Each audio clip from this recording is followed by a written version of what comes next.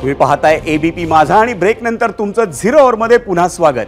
मंडळी, यंदाच्या पॅरिस ऑलिम्पिकनं तुम्हाला आम्हाला अवघ्या महाराष्ट्राला गेल्या 72 वर्षांमधली सर्वात मोठी भेट दिली आणि ही भेट होती ऑलिम्पिक कांस्य पदकाची।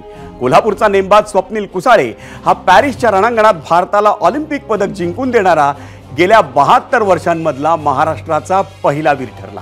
याआधी महाराष्ट्राचे पैलवान खाशाबा जाधव यांनी 1952 सालच्या हेल्सिंकी ऑलिम्पिकमध्ये कांस्य पदकाची कमाई केली होती आणि त्यानंतर तब्बल 72 वर्षांनी भारताला ऑलिम्पिक पदकाचा मान मिळवून देणारा वीर म्हणून स्वप्नील कुसाळेच्या कामगिरीचं महाराष्ट्रात मोठं कौतुक झालं। मुख्यमंत्री एकनाथ शिंदे आणि उपमुख्यमंत्री देवेंद्र फडणवीस यांनी व्हिडिओ कॉलवर स्वप्नीलशी त्याच्या कुटुंबियांशी संवाद साधला। मुख्यमंत्र्यांनी त्याच्यासाठी 1 कोटी रुपयांच्या इनामाची घोषणाही केली।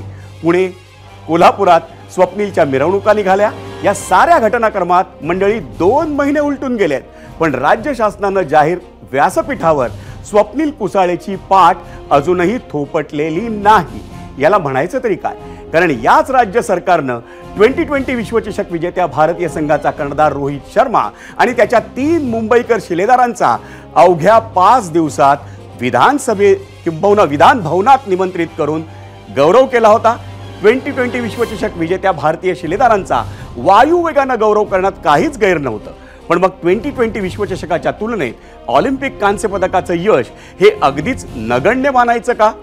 विधानसभा निवडणुकीच्या तोंडावर राज्य सरकारनं लाडकी बहीण योजनेत आतापर्यंत 3 टप्प्यांमध्ये मिळून तब्बल 17,40,00,000 रुपयांचं वाटप केलंय, पण त्याच महाराष्ट्राच्या पराक्रमी भावाला सन्मानानं 1 कोटी रुपयांचं इनाम देण्यासाठी अजूनही हात आखडता का घेतलाय? राज्याचे मुख्यमंत्री आणि दोन्ही उपमुख्यमंत्री गेल्या 2 महिन्यांमध्ये विधानसभा निवडणुकीची रणनीती आखण्यात आणि जागा वाटपाच्या बैठकांमध्ये जास्त व्यस्त आहेत का? राष्ट्रवादी काँग्रेसचे अध्यक्ष असलेल्या अजित पवारांना आपणच महाराष्ट्र ऑलिम्पिक असोसिएशनचेही अध्यक्ष आहोत याचा विसर पडलाय का?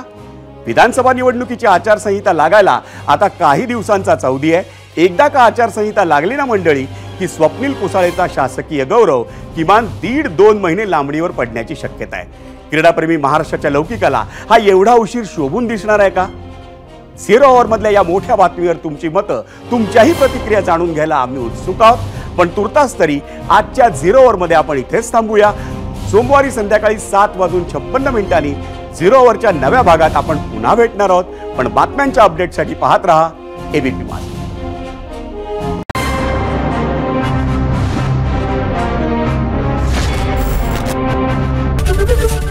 एबीपी माझा, उघडा डोळे बघा नीट।